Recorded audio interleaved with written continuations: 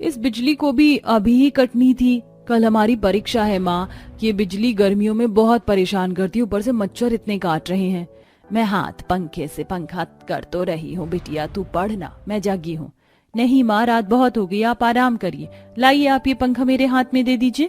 बहुत जिद्दी हो तुम दोनों। ठीक है, पकड़ो ये पंखा, मैं यही चटाई पर सो रही हूँ, अगर कुछ चाहिए हो तो अपनी माँ को उठा देना। श्रुति अपनी माँ के हाथ से पंखा लेती है और धनवंती भी जाकर चटाई पर आराम करने लगती है। दूसरी तरफ दोनों ही बहन गर्मी में मोमबत्ती की रोशनी में रात में अपनी परीक्षा की तैयारी करती। अगले दिन सुबह। कहाँ भागी जा रही हो दोनों बहन? देखो मैंने गर्मा गर्म रोटियां और पुदीने की चटनी बना दी है, तुम दोनों ही इसे खा लो और फिर परीक्षा देने जाना, क्योंकि खाली पेट घर से बाहर नहीं जाते, वरना पूरा दिन खाना नसीब नहीं होता। क्या माँ, हर रोज आपकी ये रोटी और चटनी, आपको नहीं लगता कि हमें कुछ अच्छा भी खाना चाहिए? पता नहीं हमारी ये गरीबी कब खत्म होगी। कभी कभी तो ऐसे हालात देखकर मेरा दिमाग बहुत खराब हो जाता है। तभी वहाँ पर श्रुति और दिव्यांशी के पिता हरिनंदन आते हैं।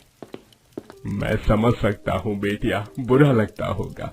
गरीबी आखिर किसे पसंद होती है, पर मैं भी दिन रात फसल की कटाई करता हूँ इस भीषण गर्मी में, और जो भी पैसे की कमाई होती है वो सब पैसे अभी तुम दोनों की पढ़ाई में ही लग जाते हैं, और जो बचता है उससे तुम्हारी माँ और हमारे लिए ये चटनी रोटी ही बन पाती है। ठीक है पिताजी, खा रहे हैं चटनी रोटी। अब धनवंती अपनी दोनों बेटियों और अपने पति को गर्मा गर्म रोटियां और चटनी परोसती है और बेटियां खाना खाकर परीक्षा देने और हरिनंदन फसल की कटाई करने चला जाता है। दोनों बहन परीक्षा देकर घर लौटती हैं। चलो दिव्यांशी माँ के पास चलते हैं। माँ आंगन में अकेले ही गोबर के उपले बना रही होंगी। दोनों बहन आंगन में आती हैं, जहाँ वो देखती हैं कि उनकी गरीब माँ इस भीषण गर्मी में पसीने से तरबदर होकर दीवार पर गोबर के उपले थाप रही है। अरे तुम दोनों आ गई परीक्षा देकर, लेकिन यहाँ क्यों आई हो? देख रही हो कितनी तेज गर्मी पड़ रही है, अंदर जाओ, बीमार पड़ जाओगी।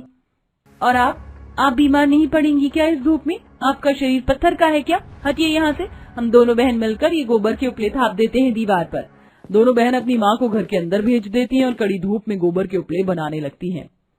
श्रुति, तुम्हें नहीं लगता कि हम जरूरत से ज्यादा ही गरीब हैं? मुझे ये गरीबी अब खाने लगी है। मुझे कुछ तो ऐसा करना है जिससे मैं अपने घर के हालात को बदल सकूं। कोशिश तो मेरी भी यही है। बाकी देखो हमारे कॉलेज के एग्जाम में नंबर क्या आते हैं, फिर कोई अच्छी जॉब कर लेंगे। अब 2 से 3 महीने गुजर जाते हैं। दोनों बहन रिजल्ट लेने कॉलेज पहुंचती हैं। तुम दोनों बहन ने अच्छे रैंक से कॉलेज में टॉप किया है, मुझे तुम दोनों पर बहुत फक्र है। Thank you sir. Shruti, Divyanshi, तुम दोनों ही बहन की कम्युनिकेशन स्किल्स बहुत अच्छी हैं। तुम्हारे अंदर चीजों को जानने की जो क्यूरियोसिटी है वो भी बहुत अच्छी है। कैचिंग पावर भी बहुत अच्छी है। इसलिए मैंने सोचा है